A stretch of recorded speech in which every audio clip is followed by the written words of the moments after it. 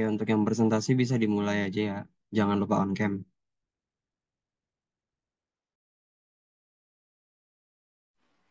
Oke, Assalamualaikum warahmatullahi wabarakatuh. Selamat siang, teman-teman semuanya.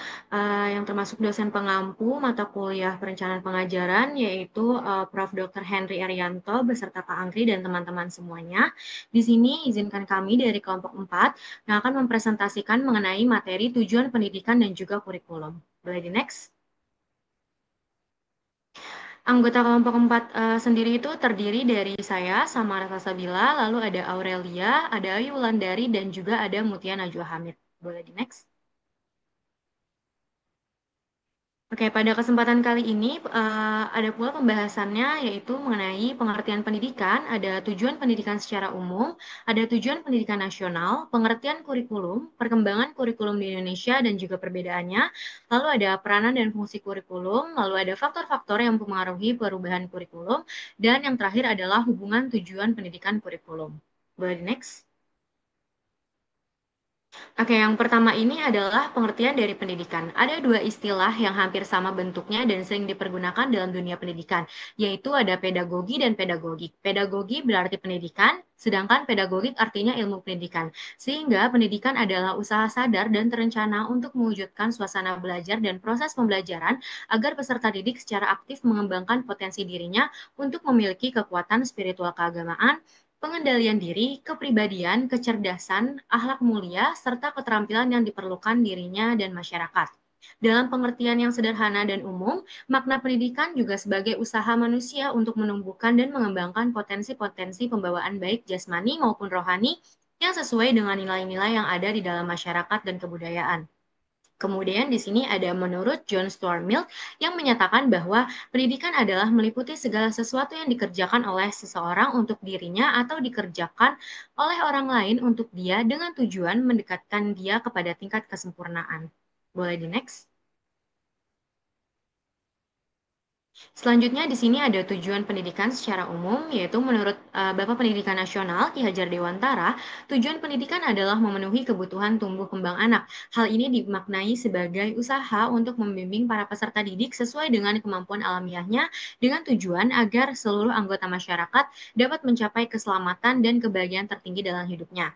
Sedangkan tujuan pendidikan menurut UNESCO dalam upaya meningkatkan kualitas suatu bangsa ialah dengan 4 pilar pendidikan, baik untuk masa sekarang maupun di masa depan, yaitu yang pertama ada learning to know, belajar untuk mengetahui, lalu yang kedua ada learning to do, belajar untuk melakukan sesuatu, yang ketiga ada learning to be, belajar untuk menjadi sesuatu, dan yang terakhir ada learning to live together, yaitu belajar untuk hidup bersama. Boleh di next?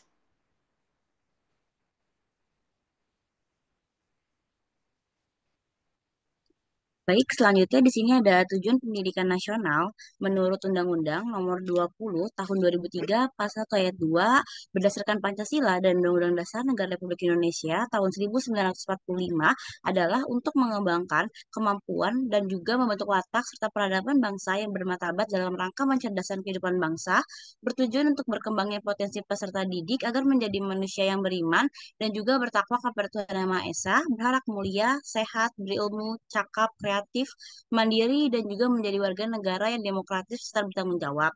Tujuan ini sendiri berfokus pada bagaimana cara untuk mencerdaskan kehidupan bangsa melalui pendidikan. Boleh di next?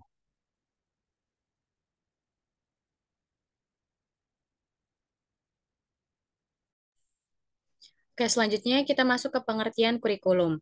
Kurikulum ini merujuk pada serangkaian materi pelajaran dan rencana studi yang disusun oleh institusi pendidikan.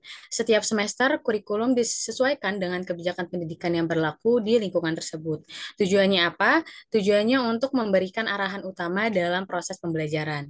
Lalu secara etimologis, kata kurikulum memiliki akar dari dunia olahraga, Yunani, dan Romawi yang menandakan perjalanan dari awal hingga akhir sebagaimana pelari jarak jauh jauh harus menyelesaikan lomba dari garis start ke garis finish. Artinya, isi kurikulum harus sesuai dengan tema dan waktu yang diperlukan siswa untuk mendapatkan ijazah.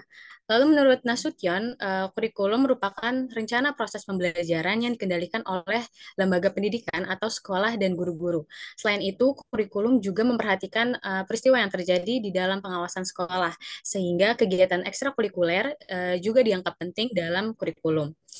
Jadi secara keseluruhan, kurikulum ini merupakan rencana pendidikan yang disiapkan oleh sekolah dan mencakup berbagai aspek yang dapat memenuhi perkembangan siswa dengan tujuan meningkatkan kualitas hidup mereka yang tidak hanya di dalam tetapi juga di luar lingkungan sekolah. Boleh di next. Slide berikutnya akan dijelaskan oleh rekan saya. Oke, selanjutnya di sini ada peranan dan fungsi kurikulum.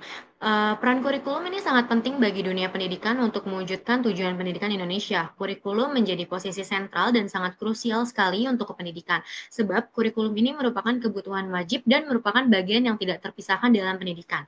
Nah, di sini ada 3 peran kurikulum, yaitu ada peran konservatif, di mana konservatif ini adalah alat untuk menanamkan nilai-nilai warisan leluhur atau budaya dan juga nilai-nilai moral yang terjadi pada masa lalu dan masih berguna hingga masa sekarang.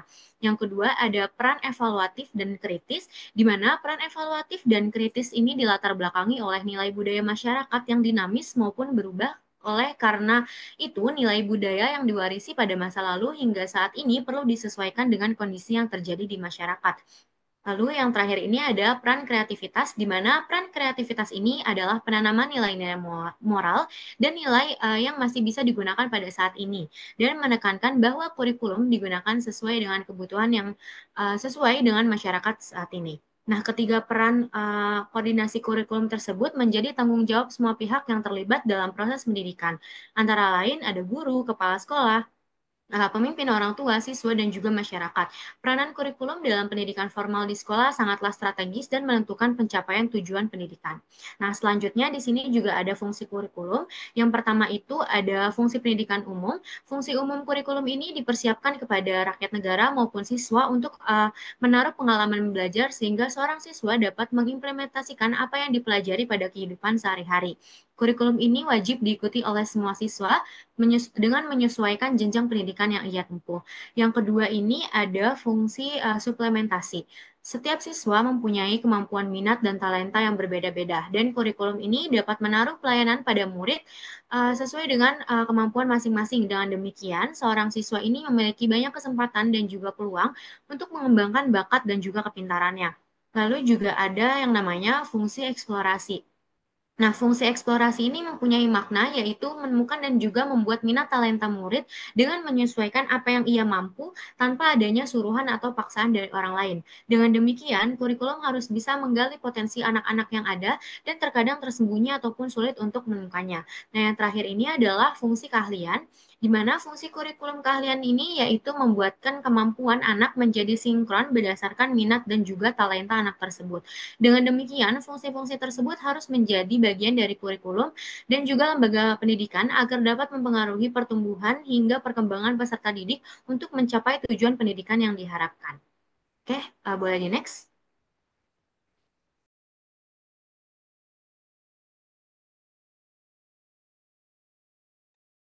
Baik, selanjutnya di sini ada faktor-faktor yang mempengaruhi perubahan kurikulum. Yang pertama itu adanya perkembangan dan juga perubahan bangsa yang satu dengan yang lainnya.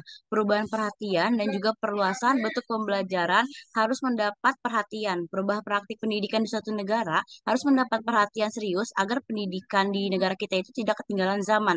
Tetapi tentu perubahan kurikulum ini harus disesuaikan dengan kondisi setempat. Kurikulum negara lain tidak sepenuhnya diadopsi karena adanya perbedaan-perbedaan baik ideologi, agama, ekonomi, sosial maupun budayanya. Untuk yang kedua ini, berkembangnya industri dan juga produksi atau teknologi. Pesatnya perubahan di bidang teknologi harus disikapi dengan cepat karena kalau tidak demikian, maka output dari lembaga pendidikan ini menjadi makhluk terasing yang akan hidup di dunianya. Kurikulum sendiri harus mampu menciptakan manusia-manusia yang siap pakai di segala bidang yang diminatinya, bahkan mampu menciptakan dunia sendiri yang baru, bukan hanya mampu mengikuti dunia itu sendiri.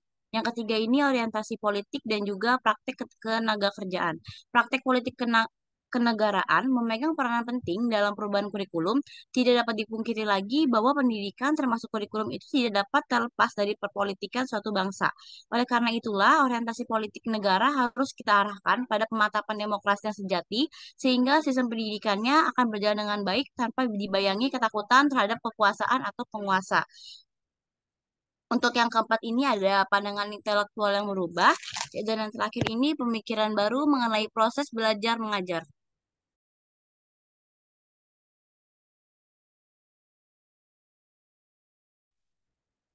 Selanjutnya ini ada perkembangan kurikulum di Indonesia pada masa Orde Lama ini. Ada yang pertama kurikulum 1947. Pada awal kemerdekaan, kurikulum dalam bahasa Belanda ini tuh bisa disebut Leerplan yang artinya rencana pembelajaran. Dalam kurikulum ini terdapat dua unsur utama, yaitu daftar mata pelajaran, jam mengajar, dan garis-garis besar program pengajaran atau GBPP. Kurikulum 1947 ini menggantikan sistem pendidikan kolonial Belanda dan diterapkan di sekolah-sekolah sejak tahun 1950. Kurikulum ini mengutamakan pendidikan karakter, kesadaran bernegara, dan sosial.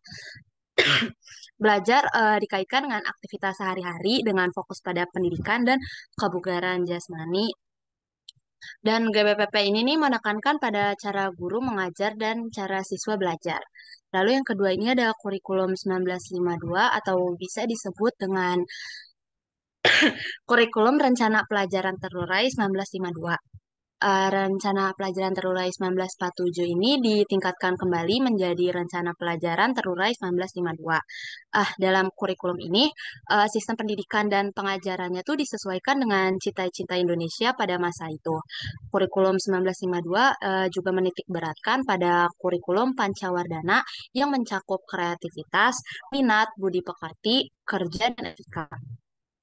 Nah, mata pelajaran tahun 1952 disajikan dengan cukup jelas. Kurikulum ini juga menerapkan kurikulum yang berorientasi pada masyarakat sehingga setelah mereka menyelesaikan studi dapat langsung bekerja. Nah, kelemahan kurikulum di tahun 1952 ini adalah hanya bertujuan untuk memastikan bahwa sistem pendidikan nasional tidak dapat menjangkau seluruh wilayah Indonesia. Dan terakhir ini ada kurikulum 1964 di penghujung masa pemerintahan Presiden Soekarno, sekitar tahun 1964 pemerintah kembali menyempurnakan kurikulum sekolah di Indonesia. Program ini tuh disebut Rencana Pendidikan 1964. Perkembangan yang dilakukan pemerintah adalah keinginan masyarakat Indonesia untuk memperoleh ilmu akademik sebagai persiapan memasuki sekolah dasar.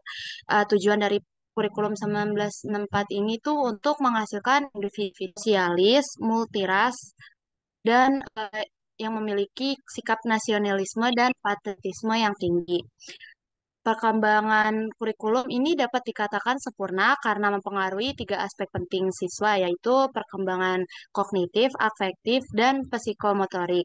Pada kurikulum 1964 lebih banyak dilakukan upaya untuk mengembangkan potensi dan pendidikan bersifat praktis dan tidak hanya bersifat teoritis. Lalu, next. Lalu ada perkembangan kurikulum di Indonesia pada zaman Orde Baru ini. Yang pertama ada kurikulum 1968. Kurikulum 1968 merupakan penyempurnaan dari kurikulum Orde Lama dengan merevisi kurikulum Pancawardhana untuk menumbuhkan semangat dasar, pengetahuan dasar, dan keterampilan khusus. Program 1968 merupakan implementasi Undang-Undang Dasar 1945. Materi pelajarannya bersifat teoritis. Isi pendidikannya menyasar ke kegiatan yang bertujuan untuk meningkatkan kecerdasan dan keterampilan serta menjaga kesehatan fisik yang kuat. Pada masa ini, siswa hanya berperan sebagai individu yang pasif, hanya menghafal teori-teori yang ada tanpa menerapkannya. Kurikulum ini juga berfokus pada pelatihan siswa murni dari sudut pandang intelektual. Lalu ada kurikulum 1975. Kurikulum 1975 ini menggantikan kurikulum tahun 1968. Kurikulum sebelumnya tidak memperhitungkan permasalahan yang berkaitan dengan faktor kebijaksanaan pemerintah dalam rangka pembangunan nasional. Kurikulum 1975 ini dibuat dengan tujuan untuk melaksanakan strategi pembangunan pemerintahan Orde Baru dengan program pelita dan repelita. Nah, menurut Manurung, prinsip-prinsip kurikulum tahun 1975 ini menggantikan kurikulum 1968, yaitu berorientasi pada tujuan.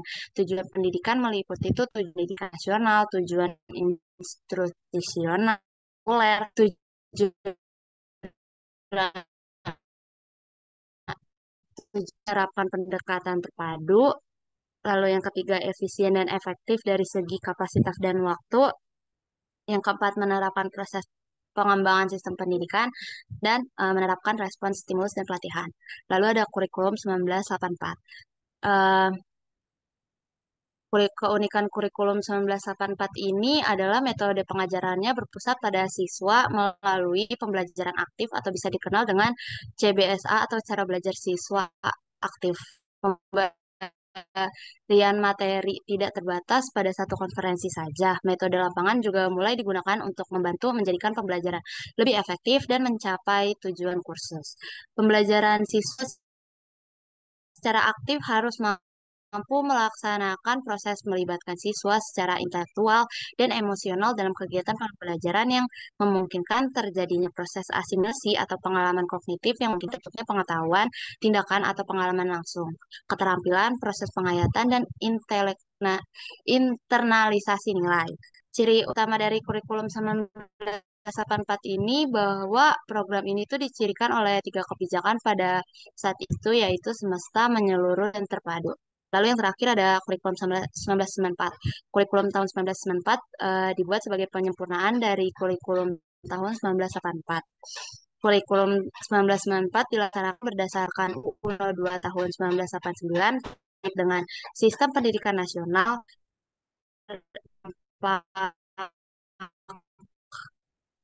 pada perubahan. Tujuan pendidikan menekankan pada pemahaman konsep dan keterampilan yang diperlukan untuk menjawab pertanyaan dan memecahkan masalah. Boleh di next.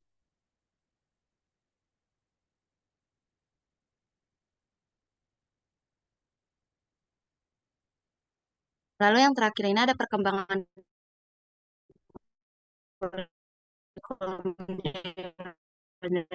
berbasis kompetensi atau kurikulum 2004. Kurikulum ini lebih dikenal dengan kurikulum berbasis kompetensi karena sekolah berhak menyusun kurikulum yang diinginkan sesuai dengan kebutuhannya. Pendidikan berbasis kompetensi menitikberatkan pada pengembangan kemampuan melakukan tugas sesuai standar kinerja yang telah ditentukan sehingga peserta didik dapat mencapai hasil berupa penguasaan seperangkat keterampilan tertentu. KBK harus mampu mengembangkan pengetahuan, pemahaman, kemampuan, nilai, sikap, dan minat siswa agar mampu berbuat dengan penuh tanggung jawab. Lalu yang kedua ada kurikulum tingkat satuan pendidikan atau kurikulum 2006. Kurikulum tingkat satuan pendidikan atau KTSP disusun untuk memenuhi tugas yang tercantum dalam Undang-Undang Republik Indonesia Nomor 20 Tahun 2003 tentang Sistem Pendidikan Nasional dan Peraturan Pemerintah Republik Indonesia Nomor 19 Tahun 2005 tentang Standar Nasional Pendidikan. Penyelenggara KTSP mengacu pada Peraturan Menteri Pendidikan Nasional Nomor 24 Tahun 2006 tentang penerapan standar isi dan standar kompetensi lulusan yang dikeluarkan oleh kepala sekolah setelah pertimbangan dari komite sekolah. Pelaksanaan program ini diserahkan sepenuhnya kepala sekolah, artinya tidak ada intervensi dari Kementerian Pendidikan dan Kebudayaan maupun Kementerian Pendidikan Nasional. Dalam kurikulum 2006, siswa harus memperoleh mata pelajaran dan pengetahuan tertentu untuk mencapai jenjang tertentu atau untuk memperoleh ijazah. Kurikulum 2006 ini menitikkan pada perencanaan tujuan pembelajaran, isi, dan materi yang digunakan sebagai pedoman kegiatan belajar mengajar untuk mencapai tujuan pendidikan. Lalu yang terakhir ini ada kurikulum 2013.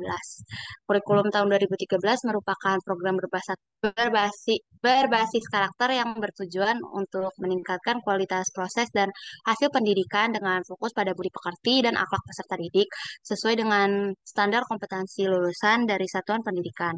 Melalui kurikulum 2013, pemerintah ingin siswa mampu memperdalam ilmunya dan menerapkan nilai-nilai moral dan etika yang luhur untuk diterapkan dalam kehidupan sehari-hari.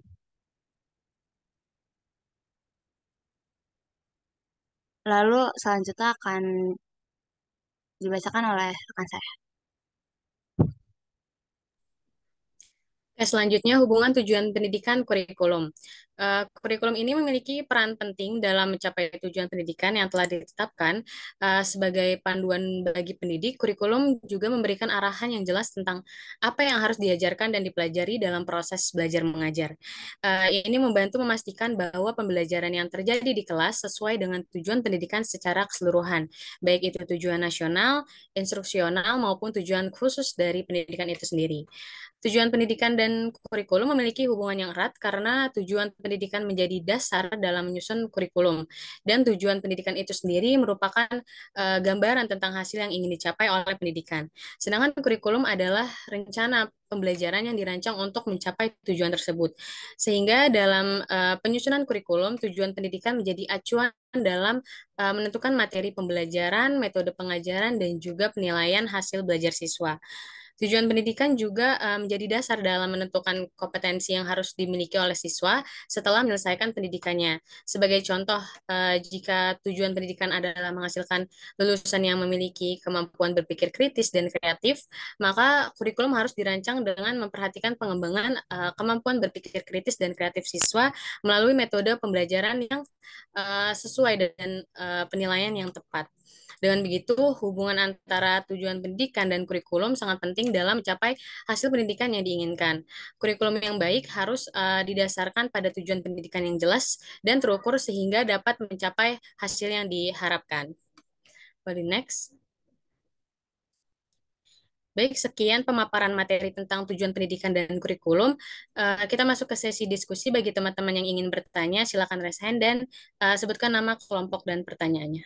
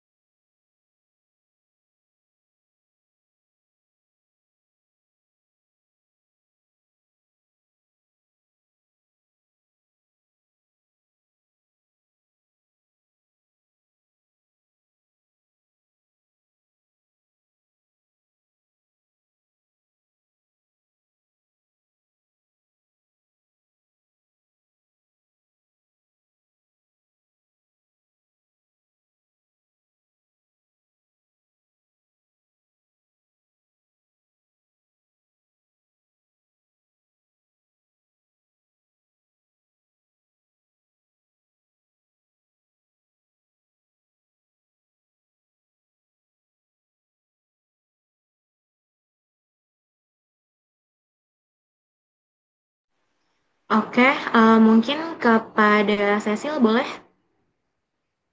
Oke, terima kasih kelompok 4 atas penjelasan materinya. Perkenalkan, saya Cecilia Azhara dari kelompok 1, izin bertanya, bagaimana peran pemerintah dalam pengembangan dan implementasi kurikulum di Indonesia, dan bagaimana hal itu dapat mempengaruhi arah dan fokus pendidikan nasional. Terima kasih. Oke, makasih Cecil. Selanjutnya boleh Rika. Baik, perkenalkan saya Rika dari kelompok 11. Saya ingin bertanya, menurut kalian bagaimana rencana pengajaran di sekolah menengah membantu siswa mempersiapkan diri untuk masa depan setelah lulus? Terima kasih. Oke, makasih Rika. Boleh untuk Alfa? Sebelumnya perkenalkan nama saya Aufa. Izin bertanya, apakah ada upaya yang dilakukan untuk memastikan bahwa semua siswa, termasuk yang memiliki kebutuhan khusus, mendapat perhatian yang tepat dalam rencana pelajaran? Oke, makasih Alfa. Boleh, Yasin?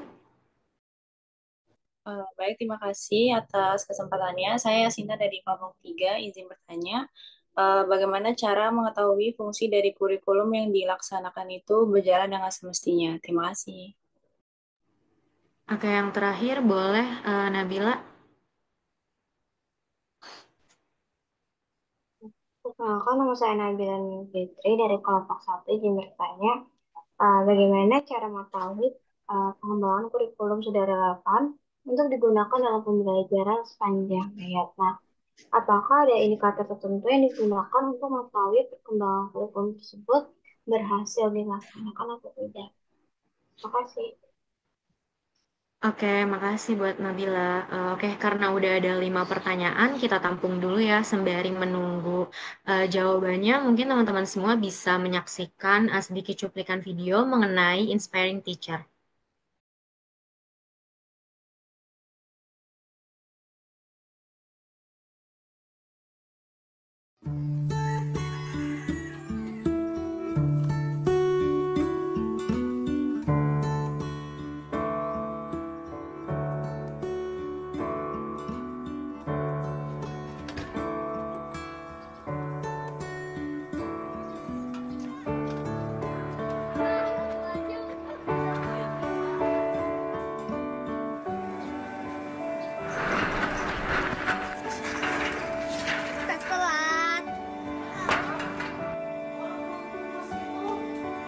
Bagaimana? Ibu mau tanya. Sepri, gak ada. Mana tadi kan Sepri mau ke toiletnya permisi sebentar. Nah, ketahuan ya. Jam segini kamu di luar kelas. Dari mana kamu? Malah cengengesan jawab. Dari mana? Dari toilet, Pak. Toilet. Gak salah. Toilet kan sebelah sana, bukan sebelah sini. Kantin, Pak. Dari kantin, ngapain jam segini di kantin? Lapar, Pak. Kelas dulu, Pak. Bentar. Besok jam 8 ditunggu sama Bapak di kantor ya. So, sekarang masuk. Cepi masih ingat apa yang telah dilakukan selama ini yang merugikan orang lain?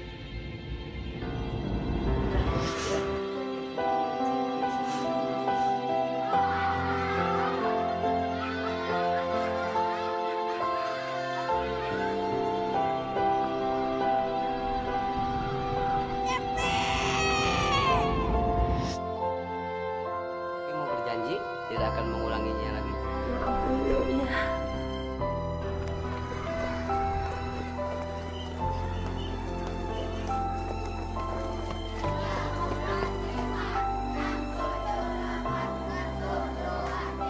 Kamu kenapa terlambat?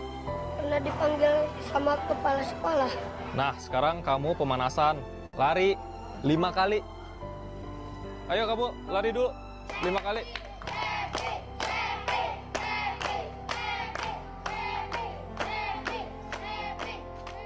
Nah, kalian harus jadi juara. Siapa yang mau jadi juara? Saya! Sandy. Saya, Pak. Andi. Saya, Pak. Cepi. Bapak itu percaya kalau dalam diri kamu itu ada jiwa pemenang. Benar, kamu semangat dong. Ayo.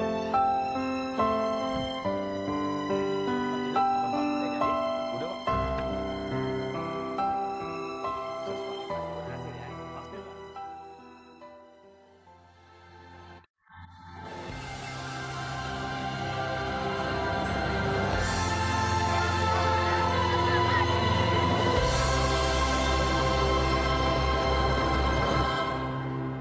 Semangat, ayo lari. Semangat,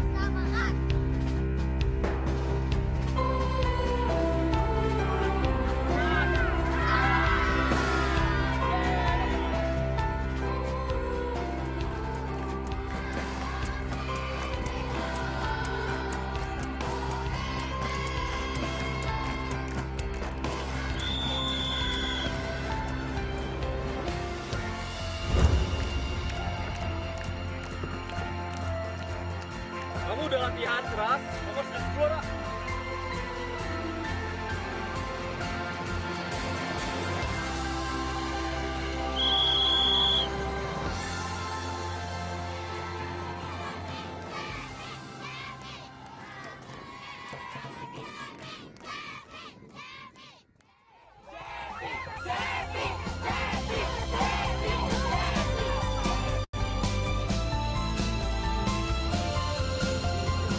Terima kasih guruku. Karenamu, aku bisa berlari meraih prestasi.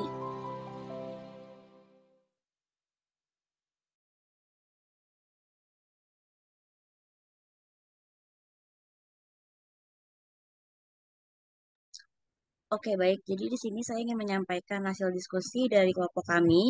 Di sini saya yang pertama ingin menjawab pertanyaan dari Bila. Tadi pertanyaannya, bagaimana sih cara mengetahui pengembangan kurikulum yang sudah relevan untuk digunakan dalam pembelajaran sepanjang hayat?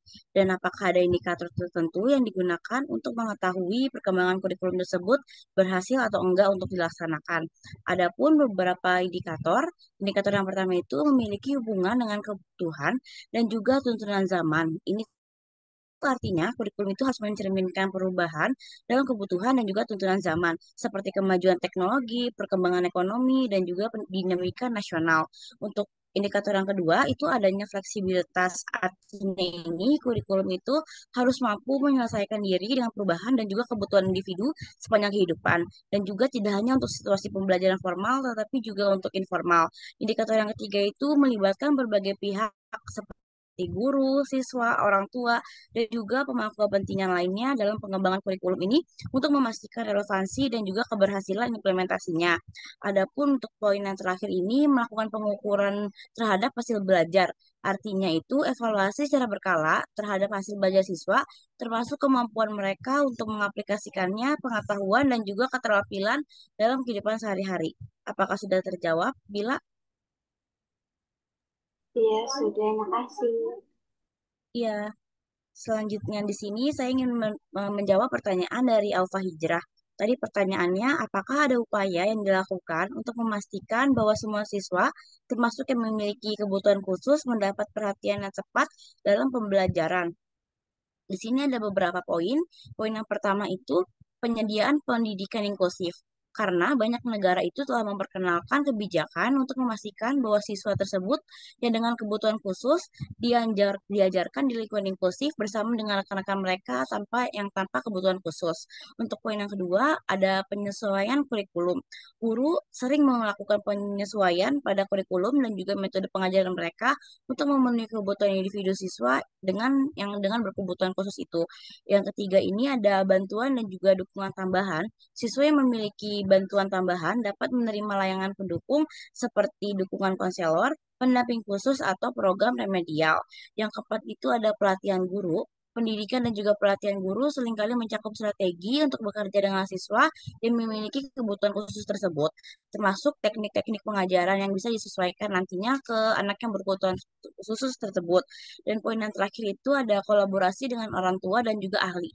Sekolah sering sekali bekerja dengan orang tua siswa dan juga ahli terkait, contohnya seperti psikologi atau terapis, untuk mengidentifikasi dan juga memenuhi kebutuhan siswa dengan lebih efektif nantinya. Apakah sudah terjawab, Aufa? Sudah, terima kasih Wulan. Ya. Selanjutnya saya akan menjawab pertanyaan dari Cecil, bagaimana peran pemerintah dalam pengembangan dan implementasi kurikulum di Indonesia dan bagaimana hal itu mempengaruhi arah dan fokus pendidikan nasional. Jadi pemerintah memiliki peran sentral dalam pengembangan dan implementasi kurikulum di Indonesia. Mereka bertanggung jawab untuk merumuskan kebijakan pendidikan yang mencakup aspek-aspek kurikulum seperti standar kompetensi, kurikulum inti, dan kurikulum sekolah. Pemerintah juga bertugas menyusun pedoman dan panduan bagi sekolah dalam mengimplementasikannya. yang ke dalam kurikulum yang telah ditetapkan. Lalu keterlibatan pemerintah dalam pengembangan kurikulum ini mempengaruhi arah dan fokus pendidikan nasional secara signifikan. Karena melalui kebijakan dan regulasi yang dikeluarkan, pemerintah dapat menetapkan prioritas-prioritas dalam pendidikan, baik itu dalam hal peningkatan mutu pembelajaran, pengembangan kompetensi siswa, atau penguatan karakter bangsa. Selain itu, pemerintah juga berperan dalam memastikan konsistensi dan kesesuaian kurikulum dengan tujuan-tujuan pembangunan pendidikan nasional serta kebutuhan masyarakat dan industri. Dan demikian peran pemerintah dalam pengembangan dan implementasi kurikulum dapat memberikan arahan dan panduan yang jelas bagi lembaga pendidikan, guru, dan juga siswa dalam menjalankan proses pembelajaran. Hal ini penting untuk menjaga kualitas pendidikan secara keseluruhan dan meningkatkan daya saing bangsa di tingkat global. Untuk Cecil, apakah sudah terjawab? Iya, sudah. Terima kasih. Sama-sama. Oke, selanjutnya di sini akan menjawab pertanyaan dari Yasinta, yaitu pertanyaannya bagaimana cara mengetahui fungsi dari kurikulum yang dilaksanakan itu berjalan semestinya. Yang pertama pastinya kita melakukan evaluasi rutin terhadap implementasi kurikulum untuk melihat sejauh mana tujuan dan target pembelajaran itu sudah tercapai. Lalu yang kedua, mendengarkan masukan dan tanggapan dari siswa juga mengenai pengalaman mereka dalam mengikuti kurikulum yang dapat memberikan gambaran tentang seefektivitas apa kurikulum tersebut. Lalu yang ketiga adalah melakukan observasi proses pembelajaran dan interaksi antara guru dan juga siswa yang dapat memberikan wawasan tentang bagaimana kurikulum itu dapat diimplementasikan di kelas secara baik. Lalu melakukan analisis hasil evaluasi dan tes untuk melihat sejauh mana siswa bisa mencapai kompetensi yang diharapkan sesuai dengan kurikulum yang ada. Lalu yang terakhir adalah melakukan kolaborasi antara guru dengan berbagai pihak yang berpengalaman dan praktik terbaik antara guru yang dapat membantu dalam meningkatkan pelaksanaan kurikulum secara keseluruhan. Nah, dengan menggunakan pendekatan-pendekatan ini, sekolah dapat memastikan bahwa kurikulum yang mereka terapkan itu bisa berjalan sesuai dengan tujuan yang ditetapkan. Untuk Yasin, apakah sudah terjawab? Iya, sudah terjawab. Terima kasih. Sama-sama. Saya akan menjawab pertanyaan dari Rika, yaitu kan pertanyaannya bagaimana rencana pelajaran di sekolah menengah membantu siswa mempersiapkan diri untuk masa depan setelah lulus. Jawabannya itu, rencana pelajaran di sekolah menengah dirancang untuk menyediakan siswa dengan keterampilan akademis yang diperlukan serta keterampilan kehidupan yang esensial untuk sukses di masa depan nanti. Melalui mata pelajaran inti seperti matematika, bahasa, sains, dan ilmu sosial, siswa memperoleh fondasi yang kokoh untuk melanjutkan pendidikan ke perguruan tinggi atau memasuki dunia kerja. Selain itu, rencana pelajaran juga mencakup pengembangan keterampilan praktis seperti manajemen waktu, komunikasi efektif, dan pemecahan masalah yang penting dalam kehidupan sehari-hari dan karir. Eh, sekolah eh, Sekolah menengah juga menyediakan informasi tentang berbagai pilihan karir dan jalur pendidikan atau pelatihan yang diperlukan untuk mencapai tujuan tersebut. Dengan penekanan pada persiapan ujian standar dan aplikasi perguruan tinggi, serta kesempatan untuk mengikuti magang atau program pengalaman kerja, siswa diberikan kesempatan untuk membangun pemahaman yang mendalam tentang berbagai industri dan memperoleh wawasan langsung yang berguna untuk masa depan mereka. Nah, dengan demikian, rencana pelajaran di sekolah menengah membantu siswa mempersiapkan diri dengan baik atau mencapai kesuksesan di masa depan setelah lulus. Apakah sudah terjawab, Rika? Sudah, terima kasih, Neo. Oke.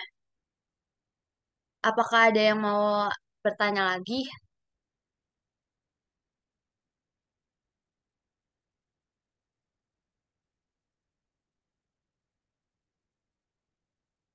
Oke, kalau nggak ada, saya lanjutkan ke Samara. Oke, karena tidak ada yang ingin bertanya lagi, maka kesimpulan yang bisa kelompok kami berikan untuk materi kali ini adalah tujuan pendidikan dan kurikulum itu memiliki peran penting dalam membentuk generasi yang kompeten dan berdaya saing. Yang pertama, tujuan pendidikan adalah mengembangkan potensi dan kepribadian peserta didik agar dapat menjadi individu yang cerdas, berwawasan luas, serta memiliki karakter dan moralitas yang baik. Pendidikan juga bertujuan untuk membekali mereka dengan keterampilan praktis yang diperlukan dalam kehidupan sehari-hari dan dunia kerja. Yang kedua, kurikulum merupakan instrumen utama dalam mencapai tujuan pendidikan tersebut dengan merancang struktur pembelajaran yang relevan dan mendukung perkembangan peserta didik sesuai dengan tuntutan zaman. Kurikulum juga berfungsi sebagai pedoman bagi guru dalam menyajikan materi pembelajaran dan mengevaluasi pencapaian peserta didik. Dengan tujuan pendidikan yang jelas dan kurikulum yang terarah, sistem pendidikan dapat menciptakan lingkungan pembelajaran yang efektif dan mampu menghasilkan lulusan yang siap dalam menghadapi berbagai tantangan di masa depan. Mungkin cukup sekian presentasi dari kelompok 4. Kurang lebihnya mohon maaf. Wassalamualaikum warahmatullahi wabarakatuh.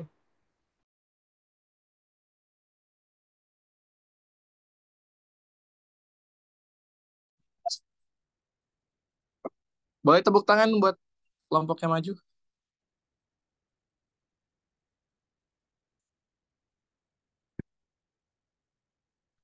Sebentar ya guys. Kakak pindah device dulu.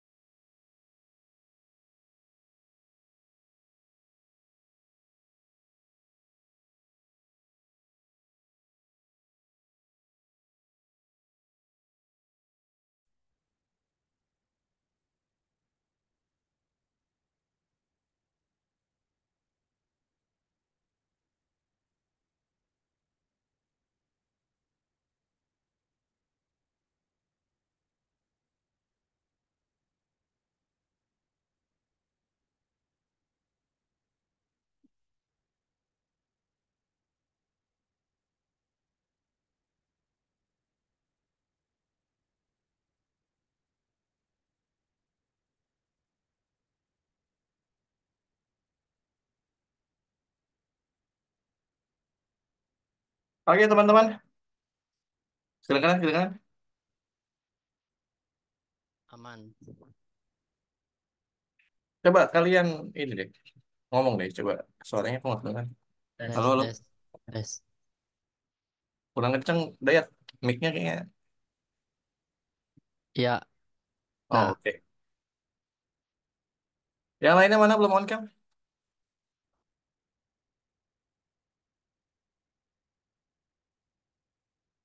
Sebelumnya mohon maaf ya teman-teman, kakak baru nyampe. Demi kelas kalian, kakak naik motor dari Lenteng Agung ke rumah cuma sekitar 20-30 menit. Jadi biar daripada kita ngezoomnya di jalan kan, kakak takut dijamret sebenarnya, sama takut diculik ntar. Jadi makanya ngezoom di rumah. Paling masukan untuk hari ini, teman-teman sebenarnya walaupun kalian di rumah, usahakan pakaian. KJ pakai kaos, Mutia Najwa cuma pakai itu dalamannya kaos. Padahal presentasi, padahal kita kalau perencanaan pengajaran harus pakai apa? Pakai kemeja putih. Oke, meja putih. Kalau misalkan apa namanya, pun di kuliah yang lain juga sama harus pakai kemeja, jangan ada yang pakai kaos.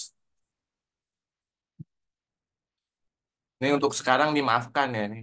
Jadi eh, nanti kalau misalkan ke depannya ada yang seperti ini, mungkin kakak suruh keluar. Misalkan lagi di Zoom, terus kalian di rumah, lagi di luar rumah, cuma pakai kaos, kakak suruh pulang. Pokoknya Zoom-nya tuh nggak bakal dimatiin sampai pakai kemeja. Jadi usahakan harus rapi. Untuk hari ini berapa orang yang nggak masuk? Ini Muhammad Al-Ghifari belum nyala, Satya belum nyala, Alfa Hijrah belum nyala, Zikralia, Firman belum nyala semua. Ini sebelum Ada aku satu maaf ya. orang, Pak. 7 orang siapa aja nggak masuk? Satu. Oh satu. Iya, satu. Maaf ya guys, sambil minum panas soalnya. Kita mau kelas, Mas.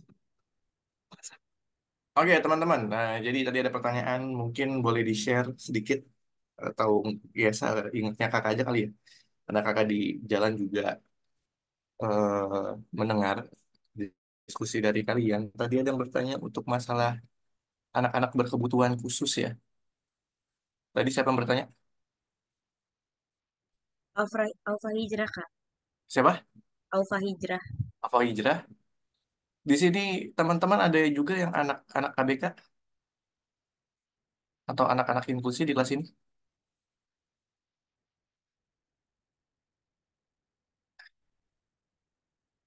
Ada atau tidak? Alhamdulillahnya nggak ada.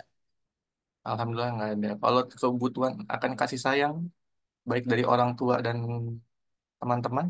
Saya. Oh, Dayat. Dayat bukannya sama yang siapa? KJ yang biasanya tuh. Kalau di kelas. Enggak. Nggak tahu Pak, tanya aja orangnya. Oh, digantungin ya? Iya kali. Oke. Jadi memang untuk beberapa kurikulum ini sekarang anak-anak inklusi tidak hanya disekolahkan di LCLB saja atau sekolah luar biasa, tapi sekarang sudah ada kurikulum yang membantu para anak-anak yang berkebutuhan khusus itu masuk ke sekolah-sekolah biasa. Salah satu contoh sekolah percontohannya itu adalah sekolah kakak. Ini kakak boleh bangga, soalnya di SMA kakak itu salah satu yang menerima anak-anak inklusi. Di sini yang anak 54 siapa? Saya, Ada Kak. anak. Nah, Aurelia mungkin sesekali atau mungkin teman angkatannya ada yang inklusi atau sudah tidak ada? Tidak ada. Kak. Nggak ada ya? Nah, berarti di zaman kakak tuh dulu masih ada anak-anak inklusi yang memang dimasukkan ke kelas biasa, tapi tetap harus ada pendamping. Jadi pendamping dari rumah. Karena apa? Karena kalau misalkan lagi tantrum ataupun lagi marah-marah itu bisa membahayakan. Tapi karena mereka mempunyai hak yang sama dengan kita dan kita tidak ada yang membedakan, jadi memang untuk kurikulum sekarang itu ya sangat membantu. Karena apa? Kadang-kadang juga kalau misalkan anak-anak yang seperti itu ada yang keterbatasan dan semacamnya, mereka ketika masuk sekolah ke luar biasa, teman-temannya seperti itu, pasti mereka mungkin ada rasa dari dalam dirinya kayak, kok gue beda sama yang ini? Kenapa kita nggak bisa mempunyai hak yang sama? Walaupun yang mungkin ada yang teman-teman tahu ada yang Down syndrome, terus juga ada anak-anak yang mungkin tuna wicara, tuna rungu dan semacamnya. Atau mungkin teman-teman di sini mempunyai teman-teman yang mempunyai kekurangan seperti tersebut, ya mungkin teman-teman juga harus bisa belajar rasa sekali bahasa isyarat dan semacamnya. Tapi eh, kakak mau nanya, teman-teman di sini ada bisa bahasa isyarat? Tidak Pak. Nggak ada. Kalau ini isyaratnya artinya apa? Iyalah. Itu berarti bisa kan? Ya maksudnya yang itu coba nanti kalian latihan, ya karena sangat membantu juga. Dan pun kalian kalau misalkan apa namanya eh, orang-orang mungkin yang mempunyai kekurangan dan semacamnya karena mempunyai akses pendidikan yang sama. Kalian tahu tidak di Fakultas Ilmu Pendidikan ada dosen yang tunanetra. Nah, coba kalian coba cari tahu di sana karena kakak pernah sekali kejadian, mohon maaf bukan menceritakan eh, apapun, tapi ketika kakak waktu mau masuk ke parkiran motor di gedung Baka depan, bukan BAK sih sekarang tuh Infocom, Pustikom, sorry. Pas mau masuk ke parkiran dari bawah, di situ kakak lihat ada orang tunanetra jalan tapi mau menabrak pembatas. Karena kakak nggak tega, kita kakak tanya mau kemana. Beliau bilang mau ke FIP ke lantai 4. Ya udah kakak di situ dengan inisiatif kakak, kakak antar ke lantai 4. Dan itu kita naik tangga dan semacamnya. Dan kalian tahu apa? Ketika sudah mau masuk ke kelas, kirain kakak juga mahasiswa kan. Dan ternyata mereka ada mahasiswa waktu lagi duduk-duduk bilang, oh ada Pak ini masuk, ada Pak ini masuk, Pak ini masuk. Nah, jadi intinya dengan kalian mempunyai apa namanya kurikulum yang bisa membuat kesetaraan atau hak-hak seseorang itu sama di mata pendidikan, semua orang tuh bisa menjadi apa saja. Jangan kita di kurikulum ini ada diskriminasi lainnya. Terus juga ada tadi yang bertanya peran pemerintah ya, peran pemerintah untuk apa tadi? Untuk mencapai tujuan. Nih, kakak tadi agak lupa lupa. Boleh tolong di reminder ke kakak.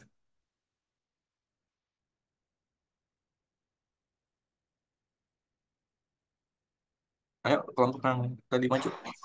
Saya sih kayak yang nanya, Apa tadi Pak? eh, bagaimana peran pemerintah dalam mengembangkan dan mengimplementasikan kurikulum di Indonesia, dan bagaimana hal itu mempengaruhi arah dan juga fokus pendidikan nasional. Oke, terima kasih. eh Ya sebenarnya teman-teman tahu lah kalau misalkan sebenarnya tugas pemerintah itu adalah untuk mencerdaskan bangsa, dan itu tertuang di dalam pembukaan Undang-Undang Dasar Negara Republik Indonesia tahun 1945.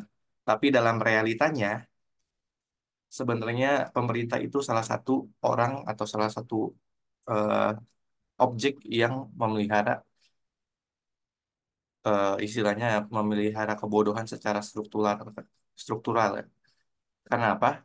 Karena memang ya contoh seperti sekarang pemerintah daerah, mungkin teman-teman yang KJMU yang kemarin terkena dampak dari PJ yang nggak jelas itu, ini kakak di record gak masalah lah. Yang penting buat ke semuanya juga. Maksudnya ada beberapa orang yang sekarang hampir ribuan mahasiswa yang terancam tidak dapat melanjutkan kuliahnya karena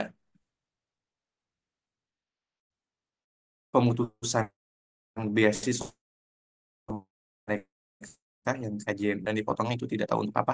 Padahal salah satu cara untuk mempercerdas atau mencerdaskan bangsa adalah memberikan beasiswa kepada orang-orang yang tidak mampu. Coba kalau misalkan kalian bayangkan jika eh, beasiswa tidak jalan, yang ketika harusnya bisa dalam satu keluarga itu mempunyai satu sarjana, tapi ternyata itu dananya tidak ada atau diputus, bayangkan berapa banyak kemiskinan yang akan muncul. Nah ini eh, buat teman-teman mahasiswa, jadi kalian harus berpikir kritis. Ini sebenarnya agak-agak riskan sekali. Karena apa? Ya tadi, kalau misalkan mereka ingin mencerdaskan bangsa atau membuat suatu kebijakan, yang di mana harusnya untuk masalah pendidikan, ya mereka harus bisa support. Dan kalian bayangkan, di pendidikan itu sendiri, kalau misalkan teman-teman lihat, guru-guru masih banyak yang dipandang rendah, diberikan gaji yang tidak layak, dan semacamnya. Nah, sebenarnya karena kalian pendidikan ya, kalian kan anak pendidikan nih, kalian tuh harus bisa sadar tentang hal itu. Kalian memang sejahtera kalau misalkan kalian menjadi guru di Provinsi DKI Jakarta. Coba bayangkan dengan guru-guru yang di daerah. Mereka bayangkan saja gaji bisa sebulan itu hanya 300.000. Dan kita pun kalau misalkan dibilang, memang guru adalah salah satu orang yang kita tiru lah, atau digugu dan ditiru. Terus juga mungkin bekerja secara ikhlas dan semacamnya. Ya tetap walaupun kita seorang guru mengajar secara ikhlas, secara apa namanya, secara ya ikhlas, terus habis itu secara misalnya kita ingin membantu siswa-siswa kita dan semacamnya. Nah, seorang pemerintah tuh harusnya bisa mensejajarkan seorang guru. Dan kalian mungkin sekarang sudah enak di pendidikan administrasi perkantoran, eh, dan mungkin teman-teman di OTKP itu sebenarnya guru itu masih kurang karena kenapa? Karena kita di UNJ pun ketika mengikuti kebijakan pemerintah yang dulu harusnya tetap ada prodi, program studi, tapi harus dipecah menjadi konsentrasi. Terus habis itu balik lagi ke prodi. Nah, lulusan yang konsentrasi seperti kakak. Jadi ketika ingin mendaftar guru pegawai negeri itu agak susah. Karena apa? Karena kita terbentur oleh kebijakan.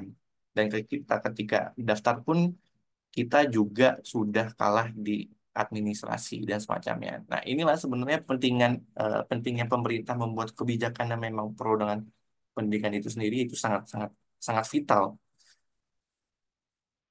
Guys, mungkin teman-teman juga menyadari kita nanti kuliah selama 4 tahun di di kampus pendidikan, dan bayangkan kita lulus hanya mendapatkan apa? I, I, Ayo, iya Pak.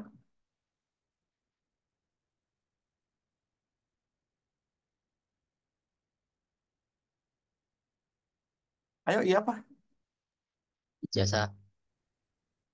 Ijazah yang lain coba. IPK. Hah? Sebenarnya udah benar jawabannya, cuma maksudnya tuh kalian harus jawabnya bareng-bareng gitu. Kalian percuma punya kuota, cuma nggak nyalain on mic ya kan. Ini ada kesempatan buat on mic nih padahal. Coba, I, Ijazah. Ijazah. Biasa. Jasa. oke ijazah. Nah, coba bayangkan kalian sudah belajar pedagogi, evaluasi pendidikan dan semacamnya. Kalian tidak bisa, kalian tuh ketika lulus tidak ada bedanya dengan orang yang lulusan-lulusan biasa. Dan bayangkan ketika orang dari jurusan lain ataupun dari lulusan lain ingin masuk ke pendidikan itu hanya latihan selama 6 bulan. Itu udah dapat eh, ijazah dan semacamnya udah bisa ngajar. Sedangkan kita sudah belajar selama 4 tahun dan itu harus ada sertifikasi lainnya dan semacamnya. Dan itu I think is all wasting time lah. Seharusnya tuh kita kayak lulus harus ada akta 5.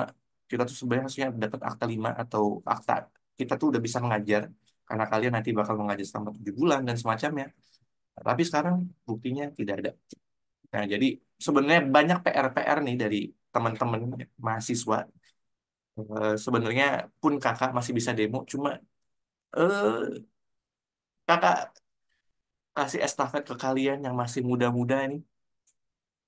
Jadi kalian harus bisa atau sadar tentang permasalahan yang ada di dunia pendidikan. Ya walaupun nanti kalian tidak mau terjun di dunia pendidikan, tapi istilahnya kalian berjuang lah di dalam prodi kalian semacamnya. Terus juga misalkan sebenarnya politik sekarang itu mungkin teman-teman kemarin melihat pasangan 01, 02, 03 tentang visi misinya. Itu sebenarnya kalian harus tahu pemilihan yang tepat untuk dunia pendidikan yang mungkin mensejahterakan guru dan semacamnya. Atau mungkin ada beberapa hal yang kalau kita lihat mungkin di dunia pendidikan sekarang murid-murid yang sudah agak susah diatur dan semacamnya. Atau nanti teman-teman ya eh, lihat sendiri deh ketika teman-teman akan melakukan praktek PKM di sekolah. Nah, nanti kalian akan rasakan ketika kalian sekolah dan ada guru PKM, nah itu kalian bakal merefleksikan diri kalian bahwa oh, gue tuh kayak gitu dulu. Nah, itu nanti kalian bakal merasakan hal-hal yang seperti itu. Jadi, mohon maaf untuk teman-teman yang bandel. Siapa yang di sini dulu sekolahnya bandel? Ini kayaknya Jovaran bandel. Enggak, Pak. Oh enggak. Siapa yang bandel di sini? Maulana, Maulana. Iya kak. Ah, nggak apa-apa lah, bilang aja bandel. Kakak juga dulu sekolah bandel. Ya, waktu pas lagi ada guru PKM, kakak kartu, main kartu terus kartunya diambil dan semacamnya. Ya namanya cerita masa lalu, jadi jangan takut lah dibilang bandel. Boleh bandelnya tuh kemarin-kemarin, tapi kalau sekarang sih nggak usah jangan bandel-bandel lah. Kayak misalkan siapa nih? Kayak Mutia masih bandel tuh, susah dibilangin.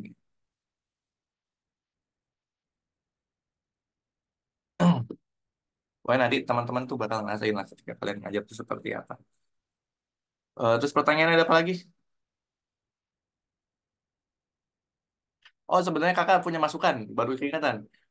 Teman-teman memang tadi untuk materi-materi selanjutnya tuh ada kurtilas yang revisi tidak?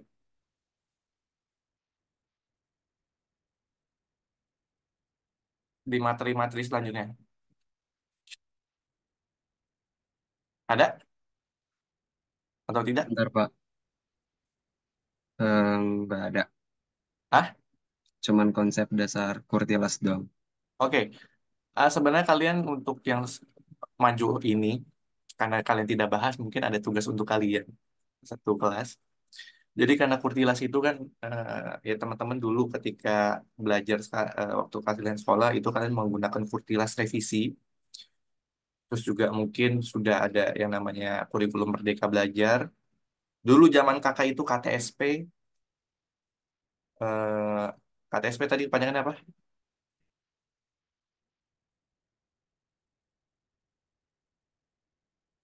KTSP ayo, ada yang bisa?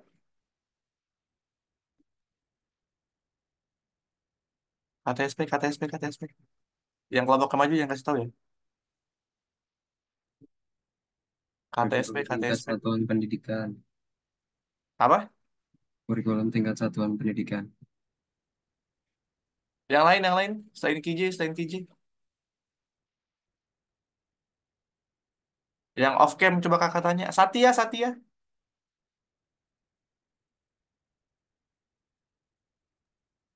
Iya, Prof. KTSP apa KTSP?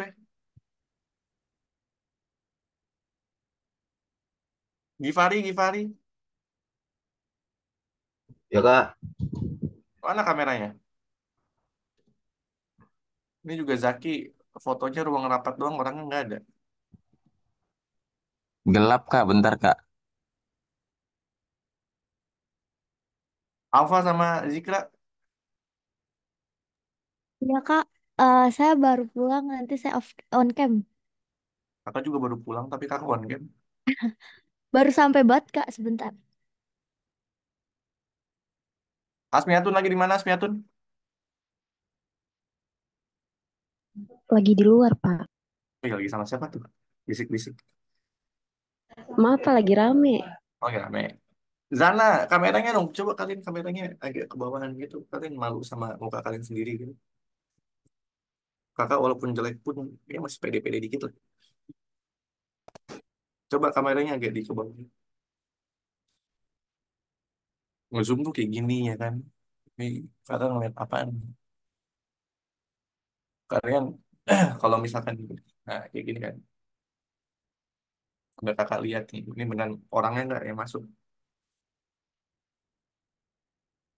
Tadi ada pertanyaan apa lagi?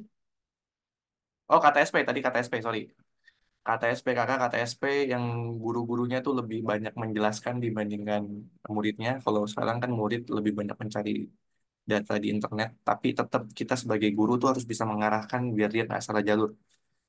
Karena sekarang pun dulu zaman kakak tidak boleh membawa HP ke sekolah, walaupun kita tetap bandel, kita tetap membawa, walaupun tidak ada razia. Dan sekarang mungkin sekolah sudah banyak yang bawa HP. Ya, tapi balik lagi, anak-anak zaman sekarang agak susah diberitahu ataupun diberi tempe. Bukan maksudnya agak sulit di apa ya namanya dididik. Jadi teman-teman juga harus tahu dan bisa menahan emosinya ketika mengajarkan ke siswa-siswa yang lebih muda dari kalian. Terus juga teman-teman paling nanti tugasnya hari ini ada ini nggak ada kuliah lagi nggak bisa ini? Ada Pak jam 3 itu biasanya agak distract karena harus on time banget gitu loh. Jam 3 Siapa? pokoknya harus masuk. Ibu Kinkin Yuliati. Oke, berarti kita selesainya jam setengah 4 ya. Jangan lah tuh Pak, ntar kita semua nggak di absen sama beliau. Enggak lah, kita mah santai aja. Oke, tadi mungkin nanti bakal ada tugas untuk kalian. Nanti kalian tulis di folio eh, tentang kurikulum 13 revisi dari kurikulum revisi 2017 sampai yang terbaru 2023 atau mungkin ada yang 2024 sampai kurikulum merdeka. Nanti kalian tulis di sana tujuannya, tujuan pembelajarannya dan semacamnya itu kalian tulis di sana. Kenapa kakak meminta yang ditulis? Karena kalau misalkan kalian apa namanya? Kalau kalian langsung ngetik biasanya hanya copy paste dan semacamnya. Dan kakak juga ingin melihat karakter kalian dari tulisan kalian. Oke, ada pertanyaan apa lagi tadi?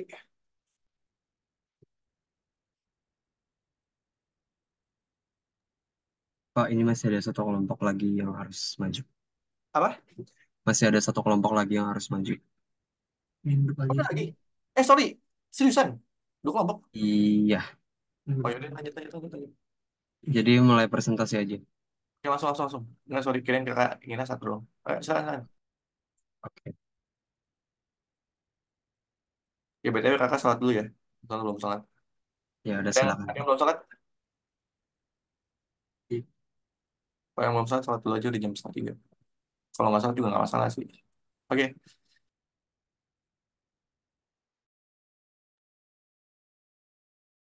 Jo, share screen, Jo.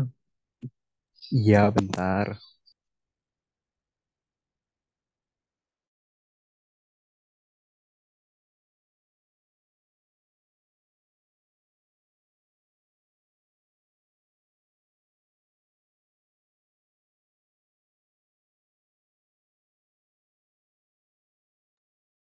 Baik, Assalamualaikum warahmatullahi wabarakatuh. Kepada yang terhormat, dosen pengampu mata kuliah perencanaan pengajaran, Prof.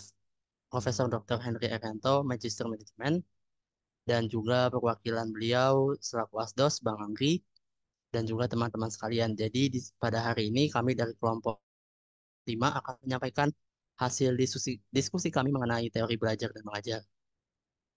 Nah, dari sini anggota kelompok kami terdiri dari 3 orang. Yang pertama ada Muhammad Arfinsi, Muhammad Jorfahan, dan saya sendiri Nur Hidayat. Bisa di next.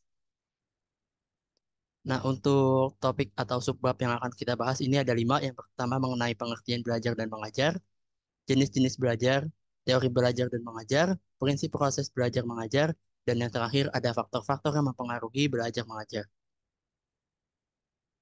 Next. Nah, eh, yang pertama itu adalah alasan kenapa kita harus memahami materi ini karena itu pendidikan merupakan salah satu aspek yang sangat penting dalam pembangunan suatu bangsa, apalagi di Indonesia, yang mana di dalamnya itu terdapat proses belajar mengajar yang menjadi tulang punggung dalam mencetak generasi yang kompeten dan berkualitas. Oke, bisa di next. Baik, untuk selanjutnya itu mengenai subbab pertama, yaitu pengertian belajar dan mengajar. Nah, belajar itu merupakan sebuah kemampuan di mana seseorang yang secara sadar untuk depannya dapat mengubah perilakunya menjadi pribadi yang lebih baik. Nah, aktivitas yang dikatakan belajar itu apabila mengarah ke perubahan tingkah laku melalui interaksi aktif individu terhadap lingkungan yang nantinya akan menjadi sebuah pengalaman. Harapan dari seseorang yang telah melakukan proses belajar adalah terlihat dari responnya yang semakin baik. Untuk menimbulkan respon harus ada rangsangan tentunya dari si pemberi bahan ajar atau di sini dalam konteksnya pendidik agar pelajar itu nantinya akan mengeluarkan respon yang diharapkan sesuai dengan kebutuhan dan perkembangan intelektual dalam menghadapi sesuatu. Nah, contohnya itu adalah pemberian reward ataupun punishment atau yang biasa disebut hukuman yang nantinya akan mempengaruhi daya belajar siswa. Nah, selain itu menurut G-nya pada tahun 1997, belajar itu merupakan sebuah kegiatan yang kompleks di mana hasil pembelajarannya adalah suatu kompetensi. Jadi, di saat seseorang itu telah melakukan suatu proses belajar, maka ia akan memiliki keterampilan, sikap, ataupun pengetahuan yang baru. Untuk proses perkembangan keterampilan atau untuk meningkatkan yang sudah ada, itu harus berasal dari stimulasi, lingkungan, serta proses yang kognitif. Jadi G-nya ini menyimpulkan terdapat 3 komponen utama dalam belajar, yaitu kondisi internal, kondisi eksternal, dan juga hasil belajar. Bisa di next. Oke, selanjutnya itu ada jenis-jenis belajar yang mana di subbab ini akan dibahas 8 jenis-jenis belajar. Yang pertama itu adalah belajar sinyal, yaitu belajar dengan jenis ini merupakan deskripsi dari serangkaian kondisi yang telah diatur dan disesuaikan untuk dapat menciptakan respon yang terkondisi. Nah, selanjutnya terdapat 2 jenis rangsangan yang timbul pada jenis belajar sinyal, yaitu rangsangan secara umum sesuai yang diinginkan dan juga rangsangan yang menunjukkan sinyal. Kemudian yang kedua itu ada jenis belajar stimulus respon, yang mana belajar ini mengikutsertakan gerakan otot rangka yang tepat atas respon dari rangsangan maupun kombinasi rangsangan yang diberikan, sehingga memberikan peluang untuk melakukan sesuatu sesuai dengan keinginan berdasarkan informasi atau pengetahuan apa yang telah dimiliki. Nah, dalam kategori ini ada 3 hal yang perlu dipertimbangkan, yaitu tahap yang unik dalam melihat dan mempelajari tindakan yang diberikan, respon yang dilakukan oleh objek belajar menjadi makin jelas dan sesuai dalam beberapa tindakan yang dilakukan, serta stimulus pengontrol menjadi lebih tepat dan sesuai. Kemudian yang ketiga itu ada jenis belajar rangkaian, yang mana jenis ini memperlihatkan situasi belajar yang mungkin sangat sederhana dan sering muncul dalam aktivitas belajar, yang mana intinya adalah proses mengkaitkan secara bersama terkait dengan yang dipelajari sebelumnya. Keterkaitan ini ibarat sebuah rantai. Pada setiap kasus, rantai yang dibentuk dapat diperpanjang sesuai dengan kondisi yang dibutuhkan.